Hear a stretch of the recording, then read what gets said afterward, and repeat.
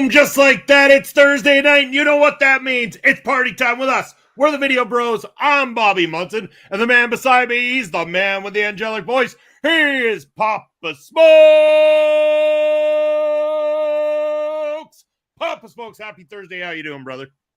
Woo! Happy Thursday to you, Munson. I'm doing great, and happy Thursday to all the wrestling people out there. It's Ring Respect Radio time again, and I'm pumped this week. Going back down under to New Zealand, baby. We are. It's going to be a fun night. Can't wait to talk about it. And before we do, I was thinking to myself, Papa Smokes, Thursday nights are already great as they are. And the only thing that would ever make a Thursday night better is if all of a sudden, you know, all the people that were involved originally 40 years ago in the movie Spaceballs came and said they were dropping a sequel to Spaceballs this May. Oh, wait, they did. Holy shit, they did. This is a cool Thursday. Man, we get to talk New Zealand pro wrestling. There's another Spaceballs movie in the works. Damn, Papa Smoke, I'm a happy man right now. That's great news, Munson. Are you as happy as you are to see Mr. Iguana in the spotlight in wrestling again? Papa Smokes, don't get me started on Mr. Iguana. I had to bring him up. I don't want to be that mean. Come on. You know, people are going to poke and prod to try to get me off my game here tonight, but I want to do that good old focus on the things we know best. And I want to say next week, we're going to do our typical PPW special, Pop Smokes, talking all things PPW Redemption, which is coming up on Saturday of the 21st. So make sure you're joining us live next Thursday night to get up all the speed, find out everything that's been going on, what you can expect heading into Pro Wrestling's Redemption. And let me tell you, Papa Smokes, we might be near sold out capacity already. Like that close. The seats are sold. The standing room tickets are selling like crazy. We might be sold out before we even get to game time here. Like it's a wild time in Prairie Pro Wrestling. I could pretend to be surprised, Munson, but our fans are awesome. Our fans are devout as living hell. So we know they're going to show up. Hey, speaking of which, there's the top fan right there, or one of the top fans. We're going to be seeing our man Bass and hopefully Bass Jr. at the matches as well. You bet. And we always glad to see this guy joining us in the chats. It's the Stat Man, Bobby. Hey, Bobby. Bass, Bobby, thank you for joining us here on Ring Respect Radio. Always appreciate the support and having you guys here to chat along with us. But yeah, make sure if you haven't got your tickets to Prairie Pro Wrestling for Saturday, Saturday, June 21st. Oh my, that was a slip. June 21st. If you don't have your tickets already to PPW Presents Redemption, head on over to Prairie Pro Wrestling on social media. Send us a message. We will give you the information to secure your standing room only tickets because, again, like I said, seats are sold out. Standing room only tickets, very few remain. It is going to be a hot, hot night at Prairie Pro Wrestling Redemption on Saturday the 21st. Looking forward to it. Looking forward to seeing the nation. And like I said, next week, make sure to join us for that very special PPW Redemption preview show that we're going to be doing. Bobby Satsman saying our champion's been busy. He has been busy, traveling all over the place, working in Maple Leaf Pro. Hopefully he doesn't get too banged up over there in Maple Leaf Pro because he's got to stop there before he heads back over to Prairie Pro Wrestling for the 21st, Papa Smokes. And we know we'll talk all about it next week. Again, there's lots to talk about, but we know a lot of eyes on the champion, including one of the most dangerous men in professional wrestling, El Asesino. So more on that next Thursday night for sure. You know, Munson, speaking of standing room only for seats being available at this next show, did you see Boris McGuigan's video from the last show? He posted it at 7 in the morning. He's lined up at the venue at the Cosmos Senior Center, sitting there by himself at 7 in the morning saying, you think I'm not getting a seat? I'm getting a seat for sure. Damn hilarious, man, from our man McGuigan. Oh, he's a funny man. Yes, we love having him. Yeah, I loved having him here. Love having him at the PPW shows as well, too. Great dude for sure. But speaking of great dudes, Papa Smokes, last week, for those who didn't see it, Jake Sheehan from IPW New Zealand joined us here on the program. You can check out the replay of that now available. Man, Jake was a great interview. Thank you to James Shaw for hooking that up for us. Bobby, thank you for the like on YouTube. Everybody, you can give us a like, increases the chat rate. We always appreciate that too. But man, Jake Sheehan, what a hell of a guest. What a hell of a dude, Papa. Oh, yeah. A hard working individual in the wrestling business. Very much so. And an inspiration to anybody else who's in the business. Jake never stops working. He's so serious. He's a good guy. We had some jokes and some laughs and all that, but you can see how motivated he is and how driven he is. He is focused on the wrestling business, the various companies that he works for. He's doing all kinds of stuff, not only in the ring, but behind the scenes as well. As you and I know, there's all kinds of work to be done with lighting and videos and editing and camera work and all that stuff. Hearing about all that was just absolutely awesome. And what a cool guy. What a nice guy to come on the show. What an interesting interview he was. Oh, hell of an interview. And we're going to get more of our friends out in the New Zealand area to come join us here for interviews on the show, talk about some of the work they do. Line them up and bring them in. Ring Respect loves the people of New Zealand. And speaking of which, let's get on down to the business here, Papa Smokes, the big business of the night. It is SPW Battlelines 2025 for those who are unfamiliar. So Battlelines is essentially a cup tournament. It starts right in the semifinals, or at least this portion on this card starts in the semifinals with 3 semifinal matchups. Those winners then proceeding to the final, which becomes a triple threat match to crown the Battlelines Cup champion. The Battlelines Cup champion then is granted an SPW championship opportunity. And I believe, if I'm not mistaken, and again, anybody watching from New Zealand on replay here, correct us in the comment section. I believe that is at the Southern Rumble, if I'm not mistaken. Okay, yeah, we'll have to get confirmation on that. But this particular show was May 25th, 2025 at the Gore Town and Country Club in Gore, New Zealand. That's on the South Island. As we're learning a little bit more about New Zealand as we go along here, South Island, very, very large. Don't know much about Gore. It's not a huge city whatsoever, but it looks like this Town and Country Club has a number of rooms of different sizes that can be used for different events. They have music and dance and other things there as well. I'm going to guess that this was in the stadium room, which has an occupancy of 1,000 people, basically. So probably half of that in here for the SPW. And what a raucous crowd, too. We'll get into that a little bit more, but they never disappoint in these SPW shows. Never disappoint. So vocal, so loud, and you can hear the fans talking in between matches. It's absolutely hilarious to me. Love it. Yeah, I was going to say vocal doesn't even begin to scratch the surface with this particular crowd. They were hot on this one, Paul. Oh, yeah. But we start this particular night out with the introduction of the Black Light District. All 4 members of the BLD heading on down, but not looking at their finest here, Papa Smokes. One half of the tag champions is on a crutch. J.K. Moody is in a cast, but yet, and a sling as well, too. And you're looking at this going, man, that really can hurt their numbers for the evening. Whatever will the BLD do? Well, we'll talk more on the BLD throughout the entire evening, but in particular, they added a new member because they needed somebody to be part of the tag team for later on in the evening. So Big Pat Schick was brought in as the hired gun of the BLD, as if they needed any more power, Papa Smokes. This big brute comes marching in as the 5th member to the BLD. You had to know he was going to make an impact of some kind. Man, huge, solid dude, looking real mean as he came in. Nice presentation. You could see that the fans were familiar with him at some level, at least. I don't know of Pat Schick quite yet, but we're going to find out as this card goes on. We sure will. And again, the BLD also stating that Ozza is going to not only win his semifinal match in the Battlelines Cup, that he will go on and win the entire thing so that he could then just take a victory lap as the champion of the Southern Rumble and not have to actually defend the championship itself. I thought that was a nice touch. And I'm like, well, how are they going to book themselves out of this one to have Ozza not get through?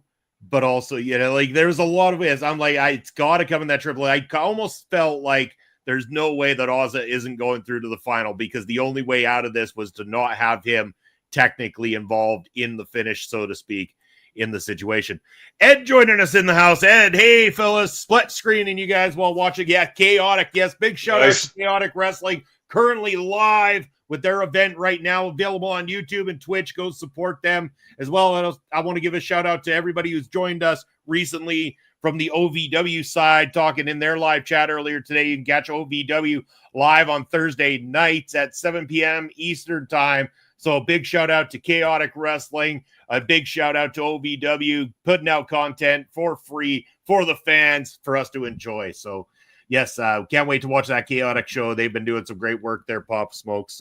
Yep. But looking at this picture here, I'm thinking, man, they've got the numbers, and then we're going to start things off. First of all, J.K. Moody, we get him on commentary along with our friend David Dunn there, somebody who's been on the show. I thought the commentary part of it was fun. J.K. Moody can talk, and so can David Dunn, of course, too. So the two of them sitting there on commentary felt like a very pro commentary team throughout the evening.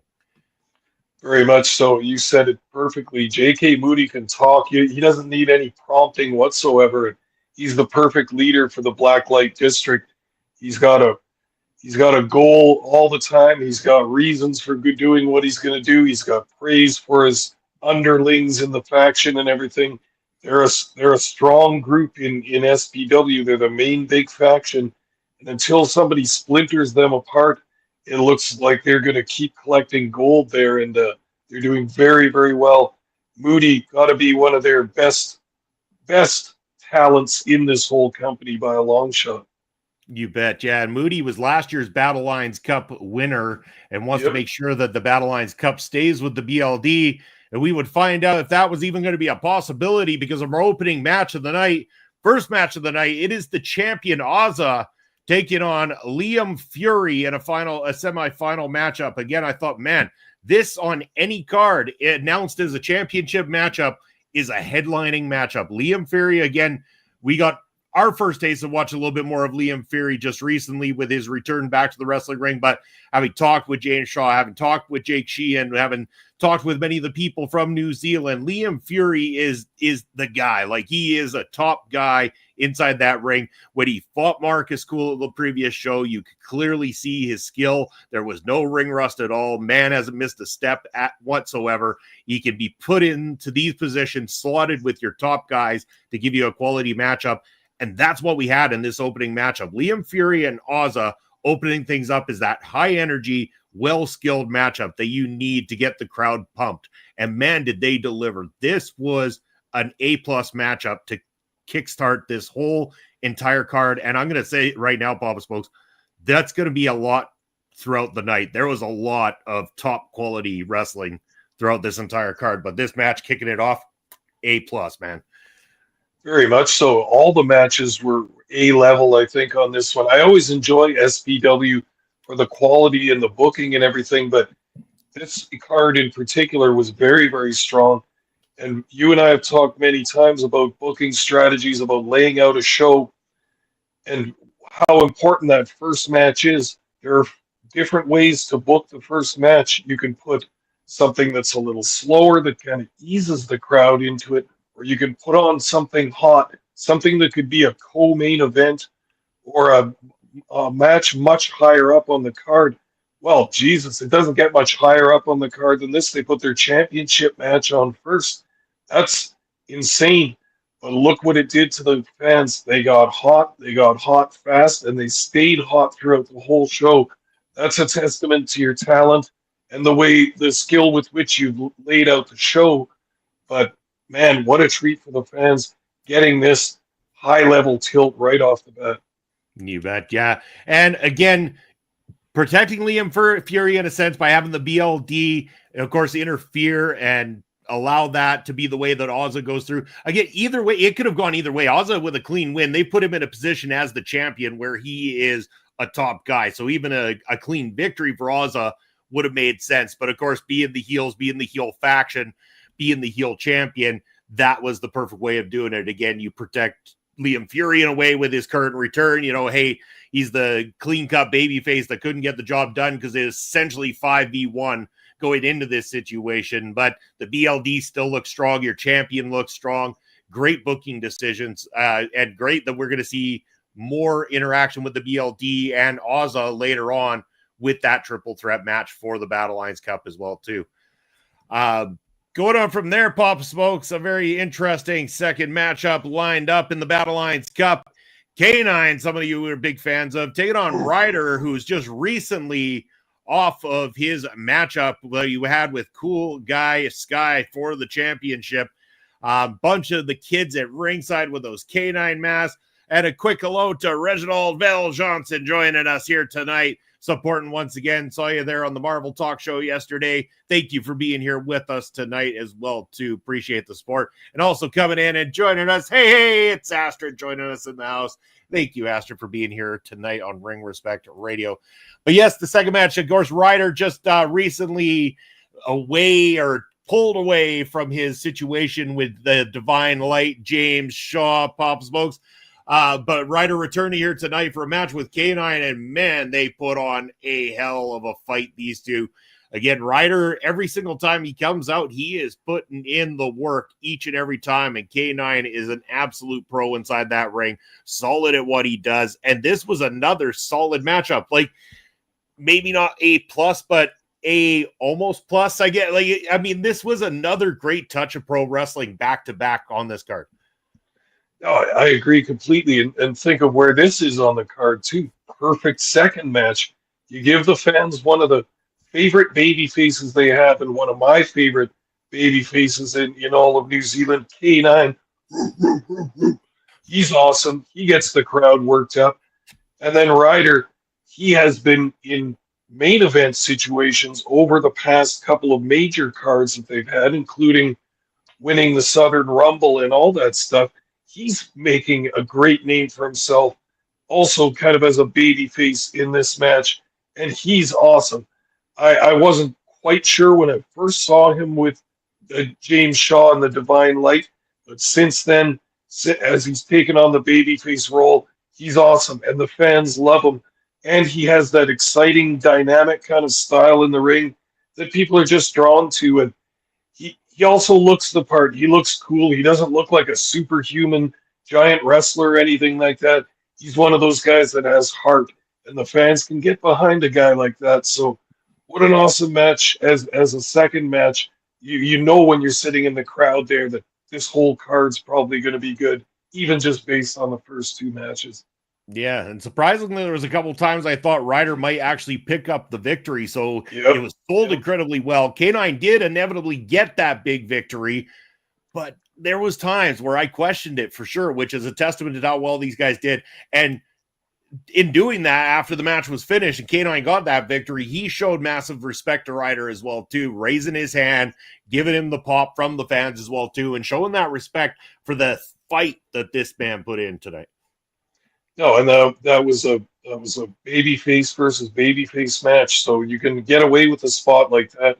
There wasn't any intense heat or any intense build up to this match, but just like an exhibition match. Who's better? Who's got better skills? Who could get the job done?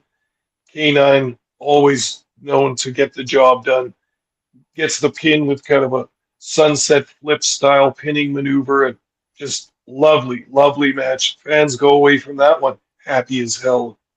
Yeah, sure did. I know I did. Third match. So this would decide. We've got two slots filled. Need one more for that big triple threat main event for the Battlelines Cup.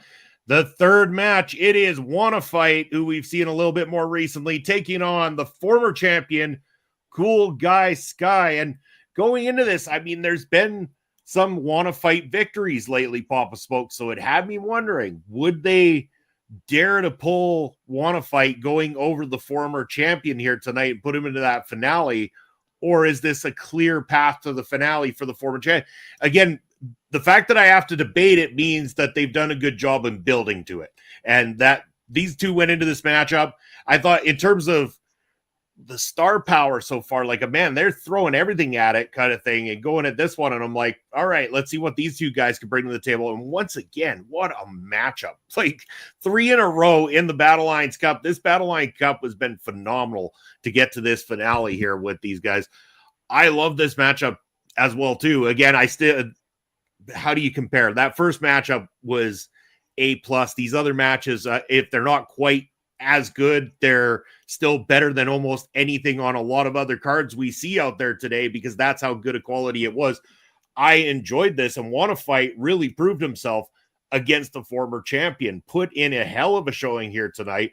And I think even in taking a loss to Cool Guy Sky, solidified himself into a position where he can be slotted into an upper position on a card, believably moving forward. And so I think that the booking decision here did wonders, not only for the former champion, but also Want to Fight. Yeah, very much so. And in the kind of tournament setting that we have going here, we have another babyface versus babyface match. They make sense in a context like this. There's no angle, there's no real heat to build. It's just a sportsman-like competition between two babyfaces that aren't going to be cheating, that aren't going to have interference and other people running in. Going to be no foreign objects or anything. This is just pure wrestling for the sake of wrestling and for the sake of victory. So I can get down with that for sure. Yep. Now, we've seen Want to Fight a few times before in the past. Not a huge fan of his name. I find it a little silly, but whatever. He's been in the lower to middle part of the card the whole time. He's very popular. The fans like him, but he's not a main event or upper card guy quite yet. Now, Cool Guy Sky is one of those guys. He's been there. He was the champion for a year. So it's a good fight. You can keep Cool Guy Sky strong while still putting Want to Fight over a little bit. And that's kind of what they did in this. You had the idea of who was going to win going into this. Cool Guy Sky is booked very strongly in this company for a good reason. He's also very, very popular, very over with the crowd. But no, a good match, competitive, and that more pure style without any shenanigans, without any cheating or anything like that going on. A nice, fair match going on in the middle of this tournament, and it's the stakes of losing aren't so bad. As Cool Guy Sky can pick this up and Want to Fight still looks good. It still raises him up. So, especially for a third match on the card, just dynamite, just perfect. And this card rolls along to excellence, right?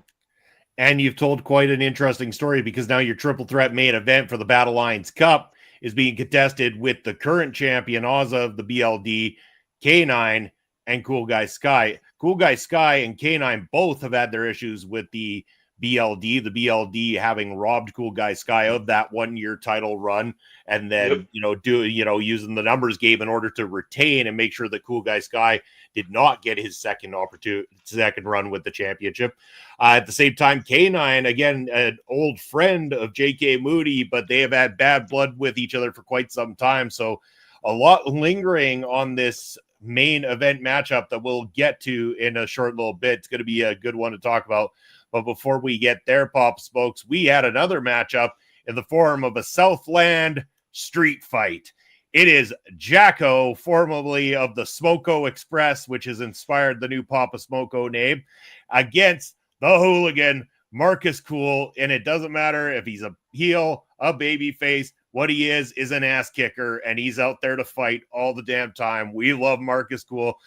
But I like Jacko too, man. Jacko puts on a hell of a show as well. He's fun to watch. This is Southland street fight. There wasn't a lot of there wasn't a lot of having to do a lot of stupid spots. Yeah, there was some stuff used throughout the matchup and going outside the ring, but not a lot of it. And it works with these two guys, especially. You've got, this is right up Hooligan's alley. He's a roughneck brawler. Yeah. Kind of stuff that he loves to get into, and Jacko's not going to back down from a fight against somebody at the level of hooligan Marcus Cool. This was, I think, exactly what the card needed at this point in the show.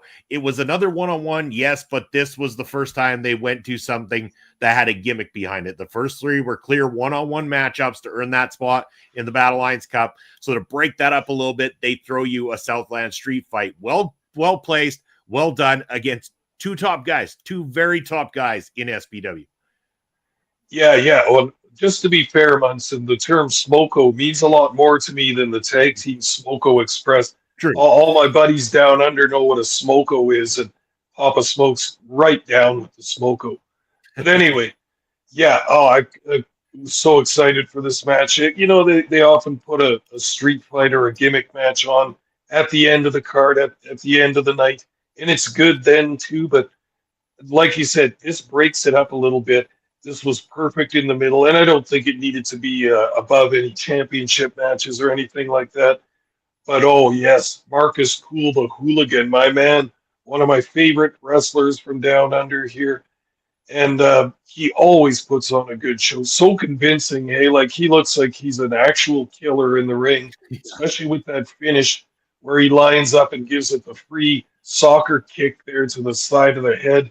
Just does it so convincingly. But the rest of this match, typical of a street fight, we had stop signs, kendo sticks, tables, all the rest of that kind of stuff, and they made a lot of use of those gimmicks throughout the match. And yeah, it's not my favorite kind of match, but to see the Hooligan versus Jacko, good stuff, man. Love it. Yeah, they laid it in quite nicely. Again, very, very well put together matchup between these two guys, especially the spot it was on. Hooligan gets the win. You know, again, that it doesn't hurt Jacko because this is your top, like Marcus Poole is top of the line guy, right? So Jacko, he's only really just gotten to that singles territory, and a good solid fight with Marcus Cool like this does wonders for Jacko, in my opinion. We go then backstage. Bob spoke to one of my favorite segments on just about every SPW card is Professor Palmer runs into K9 backstage. And at first he starts asking him about the 3 gifts that he needs to get for James Shaw during the demanded, yes, I said it, demanded apology. 3 gifts that Professor Palmer has to show up for with to James Shaw here later tonight. And he asks K9 about him, and he gets the typical piss off from K9. Love this. This bit, it's done every show, but I like it because it's got that comical aspect that just makes sense. K9 just wants to be left alone. He doesn't really necessarily have beef with Professor Palmer, but he doesn't really want to be around the guy at the same time.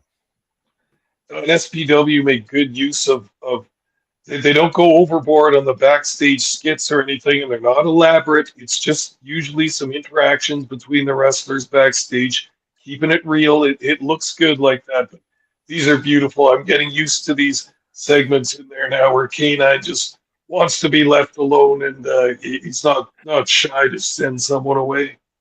Yeah, not shy at all as he gets rid of the nuisance immediately, and then we go back down to ringside.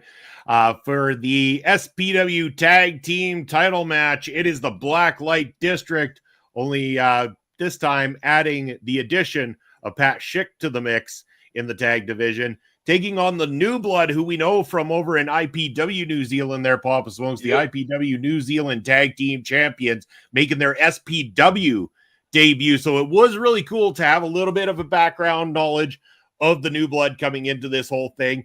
And man, I got to say, the New Blood versus the BLD, this was one of the best BLD tag matches I have seen since we started watching and reviewing. And I think it was because this was the first time the BLD didn't feel outsized, and it feels like the first time they were against somebody who was an actual established tag team versus a couple of guys being put together for the sake of going into a tag title matchup. And I think that's what made this work. The styles of the two different teams work perfectly in the ring together. They knew how to make this match look solid for a tag match, and solid it was. This one was, again, probably the best tag team title match we have seen from SPW yet. Yeah, I can't disagree with that. And the matchup was nice here. The BLD we've talked lots about.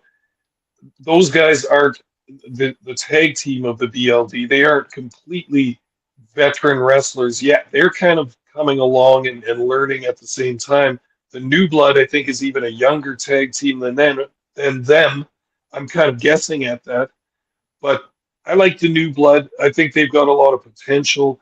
It looks like they've been working out their craft for a little bit, but they've got more work to do. That'll come with doing more cards and more matches and getting their reps in. But what I like about them is that they're young and they have a cool modern look. They all kind of like a modern day Hardy Boys kind of or whatever. They look like cool rock or metal guys, and I think that the young fans can really bond with that. Black Light District are also cool, so to speak, but of course, dastardly heels. So, of course, the crowd is going to jeer them and get against them. But this was a solid match and quite worthy of being a tag team title match. Also, good place on the card, close to the top, but not with the main singles or triple threat matches the main event happened to be. But great stuff. Totally solid. Didn't have to do too much of anything silly.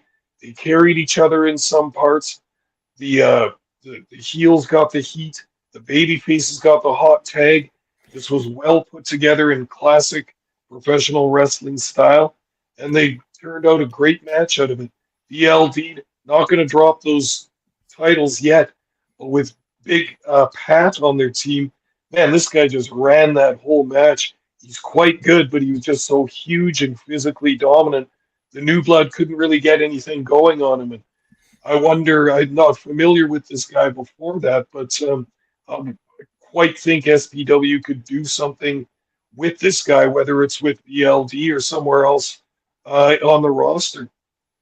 Yeah, I think he's definitely an up and comer. Don't know a lot about him, but want to know more about him.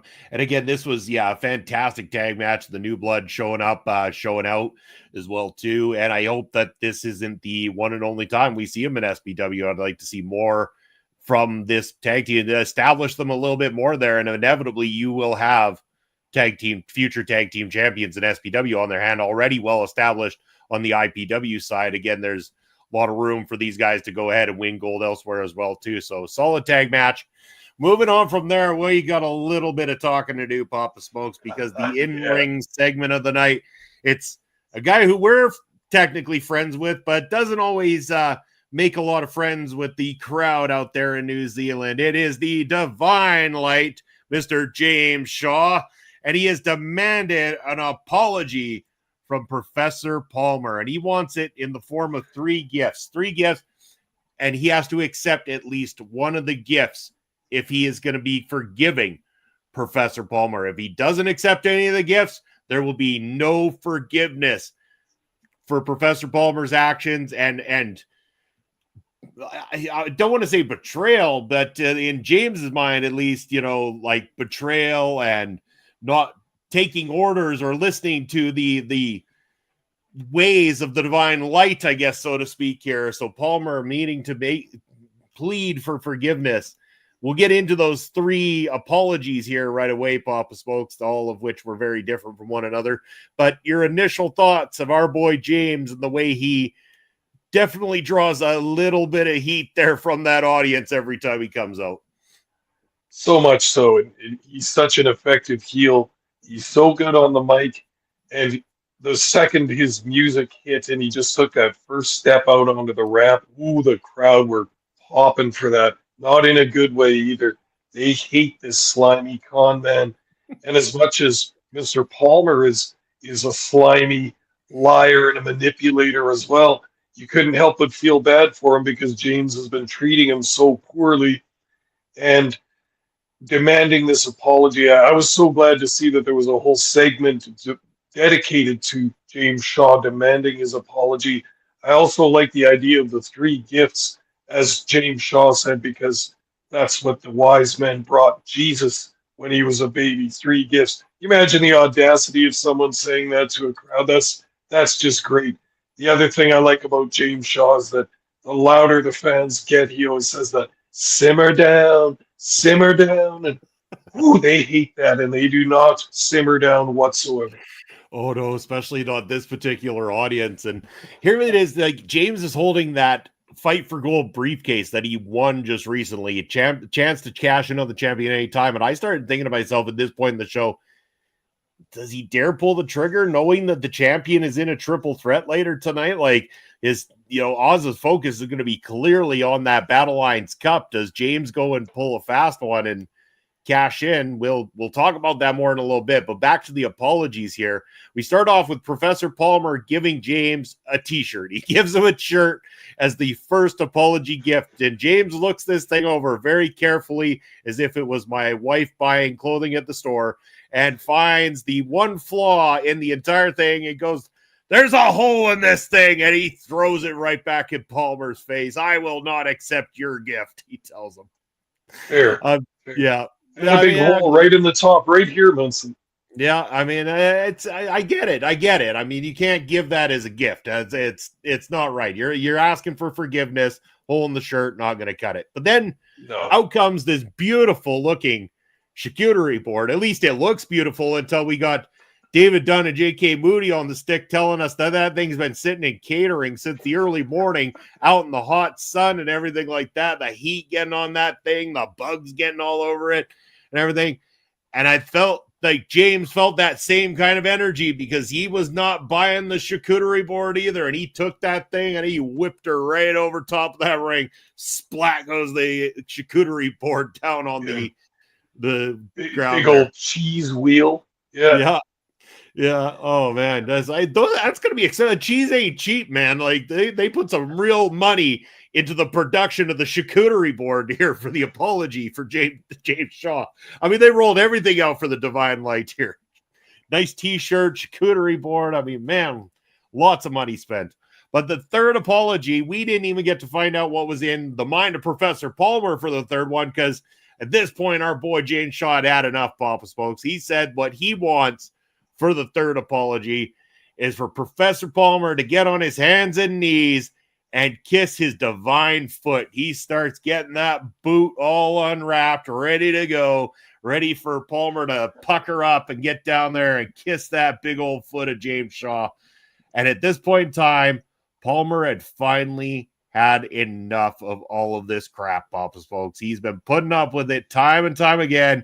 Wasn't having it this time. He got up and he got in the face of James Shaw and he started to push back for the first time ever. And holy shit, Papa Smokes, that crowd got lit. Like huge lit that night. It's Professor Palmer, who they have booed out of every arena for years in New Zealand, got a massive hero's pop for standing up to the Divine Light on this night. And you know how difficult that's got to be because, as you said, he's been a vile liar and manipulator around this company for a long time. Palmer's been in it for himself, and that's it. And he's riding on anyone's coattails he can find to try and get his gravy train or his meal ticket right to the top kind of thing. So it's testament to how hated James Shaw is that they could make that turnaround. I almost wouldn't even think of doing that because I wouldn't be sure that the fans would ever get behind Palmer. But Shaw had them so riled up, had them so disgusted and frustrated by this time. And then that kiss my divine foot was the last straw, like just the inhumanity of it and the arrogance of it. I put nothing past James Shaw. This was absolutely hilarious in this spot. I think Palmer probably should have done it and just kept his meal ticket alive with James Shaw, but he's obviously got a sense of pride. He ain't going to let that happen. Not only does he get up and get in the face of James Shaw, but we're going to have a match between the two of them right away. You bet. Yeah, Shaw is pissed off that Palmer threw a punch, and he declares that they get a referee down to the ring. It is time to go one-on-one, James Shaw versus Professor Palmer. This does not seem in the least bit fair, but there was at least one point during this time where Palmer picked up a couple of spots where he was starting to get some momentum and throw it back at James here. And as he was doing it, he yells out loud, "I'm doing it." And he gets that excitement about him, and the crowd gets behind him at this point. There, yeah, get him, buddy, get him. And it just when you think, oh, yeah, Palmer's got the advantage, maybe he can upset James here, our boy comes in vicious as always when he needs to be, and he starts just absolutely destroying Palmer. Ends the matchup with a victory for James Shaw, but the night wouldn't end there, Papa Smokes, because despite a victory from James Shaw, an old alliance of this trio here, or these two, once a trio, Mr. Ryder comes out to the ring, and he is not there to make friendly with James or do any apologizing of his own. He goes right in on the Divine Light, James Shaw, and starts throwing down with him, and he takes him right out, man. I had almost forgot, because of the position Ryder's been in lately, that he was recently kicked out of or humiliated out of this group and stuff like that by James Shaw. And he came to save the day. And all of a sudden I'm like, Oh, yeah. We still need to get around to some business between Ryder and Shaw yet, too. Yep. And at this point, I'm thinking maybe Shaw isn't going to pull the trigger on that briefcase thing tonight because, he's a smart guy, James Shaw. And I'm thinking he's thinking to himself, he's got two pissed off dudes in the ring right there tonight. He's got a bunch of guys who aren't going to want to see him walk away with the championship in that main event. Maybe the time isn't quite right to strike here tonight. Yeah, he's going to be very clever and very conniving about it, because if there's one thing James Shaw does, is he gets what he wants, and he'll do anything to set up the whole structure to get it. Part of that was with the Divine Light, getting rid of Ryder, who'd been a problem, who'd taken a couple of losses in their tag matches and such. James Shaw was going to cut those dead branches off and get rid of Ryder. Well, look what it did to Ryder. It energized him, and he went on a run there, including winning the Southern Rumble, having a championship match in which he came ever so close to becoming champion. And now that Mr. Palmer is becoming alienated from the Divine Light, and James Shaw as well, Ryder's going to come out and save Palmer from James Shaw. So it's going to be Shaw by himself at some point. And now, like you say, he's got the briefcase. He's in an excellent position to get to the goal of power that he wants, of having that heavyweight championship. But oh no, his old partner who hates him has come back and attacked him now. This is a perfect angle to run here, because now Shaw's road to the top has a major roadblock in it, in a guy, Ryder, that hates him, is motivated to defeat him and get rid of him from SPW, and is going to be stiff competition before James Shaw can maybe cash in that briefcase and get what he wants. Exactly. So curious to see when it'll happen, but of course it wouldn't happen on this very night. That would be at the end of that part, and heading on into the main event of the evening. This match is scheduled for one fall. And it is a triple threat match for the 2025 Battlelines Cup.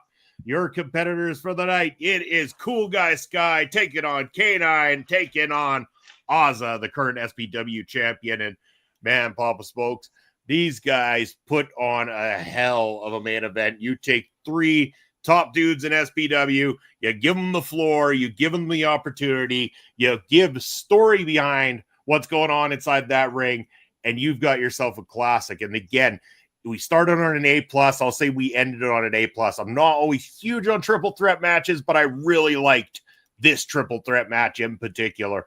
I also like the part where, again, I said it before, at what point in time does that little bit of dissension come between Ozza and J.K. Moody for the kind of leadership in the BLD? And we started to see hints of that in this matchup at one point in time, when all of a sudden we find out J.K. Moody's been pulling the wool over our eyes all damn night. He pulls the cast off. He's not hurt at all, Pop Smokes. He's been bluffing, and he gets in there and he starts laying the beat down, and he wants to have a chair shot thrown in on K9, who's being held back, ready for one.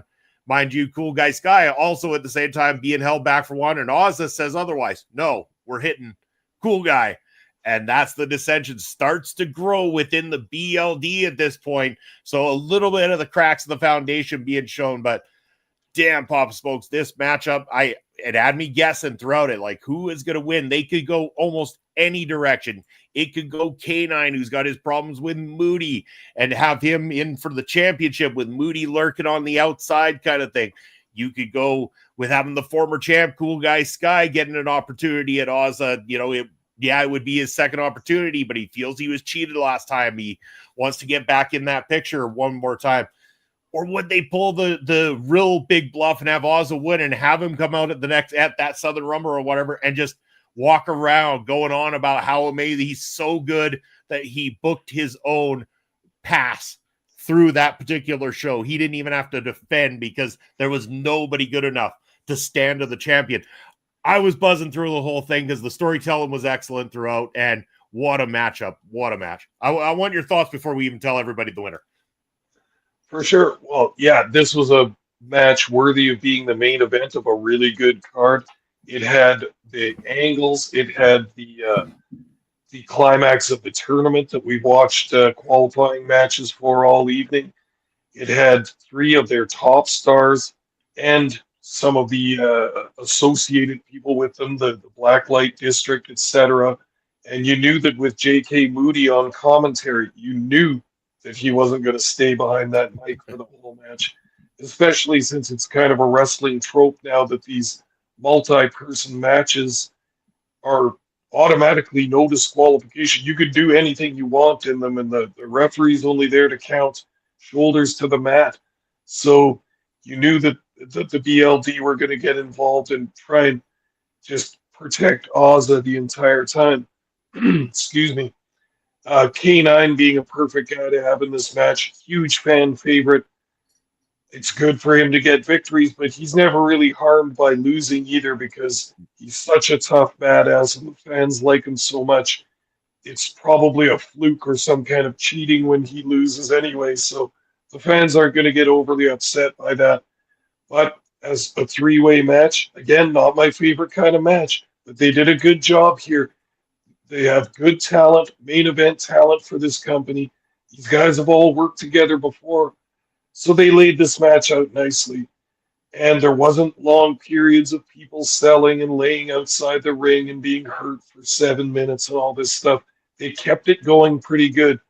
Then once the other members of the Black Light District started interfering, now the crowd's getting really unruly because they don't like it. Now it's four on two, and the beatdown is beginning. Referee's standing there. There's nothing he can do. Kind of makes the referee look like a goof in these matches, but that's the way it goes these days. And until some of the other baby faces came in to clear the ring, it was looking bad for Sky and the K9. But of course, we had other events that happened in this. You want to go on and tell what happened, Munson? Yeah, so again, like you were saying, that at the point of the BLD being involved, Liam Fury and Jacko came running out. They ran the BLD off, so we were then essentially left with a one-on-one between Cool Guy Sky and K9. It took Ozza completely out of picture, which I said earlier is the right move to keep your champion looking strong, not having him involved in the finish of this particular matchup.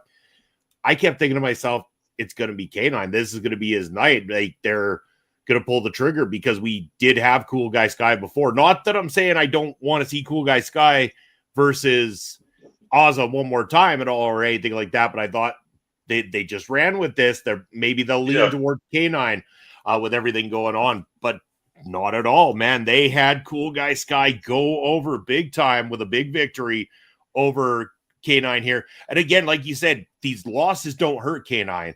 And it only just helped Cool Guy Sky because not only did he win that match earlier in the night, despite the odds, he goes on to become victorious in this one again. Now he looks even stronger because, again, they had him. He lost because of shenanigans last time out. He lost the belt based on a cash-in kind of thing. So it's like, is the third time the charm? Does the former champion now go, I've seen it all. I know what to expect from these guys. I'm prepared. I'm ready to go. I'm ready to take my second title back. But then you have the outside elements. Are the BLD one step ahead in this situation? Do they already know that Cool Guy Sky is expecting certain things from them, so they'll pull something else? Or you have the X factor of James Shaw and that briefcase as well, too, that he's got to watch out for. Will Shaw try to stop that second run of Cool Guy Sky happening anytime soon? Man, there's a lot of what ifs going on here in SPW. Always questions being left after these shows. And that is the sign of a good wrestling company, Papa's folks. If they leave me wanting more and they leave me guessing what's coming up next, then they have done their job. And it's an A+ again from our friends at SPW. For sure. And back to the first time we watched, or first time I watched SPW, and the first time we covered it on this show, I was hooked. It doesn't usually happen that fast for me, but after that first show, I was left thinking, well, shit, is there another one after this? Because I want to see what happens. That's just points to good, strong booking. And, you know, guys like you and us that also work for a smaller wrestling company up here in Canada, it's interesting to watch because they have maybe a slightly larger talent roster than we do, but it makes it difficult when you don't have an endless supply of wrestlers to use and fresh blood to bring in. You have to get creative with the booking if you're having some of your talent wrestle each other several times throughout the year. The same fans might see the same guys wrestling each other a couple of times, but that's where strong booking and making making compelling angles comes in. And you laid it out nicely just before that. Some of the possibilities for that heavyweight championship, they all sound good. You could use any of those three scenarios that you just brought up, and it would go over well with the fans, I think.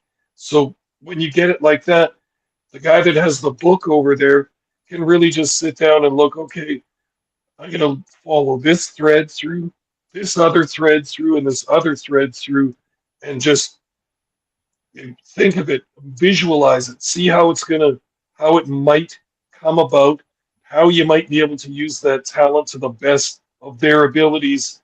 And that's when you know you've got a strong thing. Something goes wrong, you've got two other plans. Somebody gets injured or somebody can't make it, you have another plan just in case.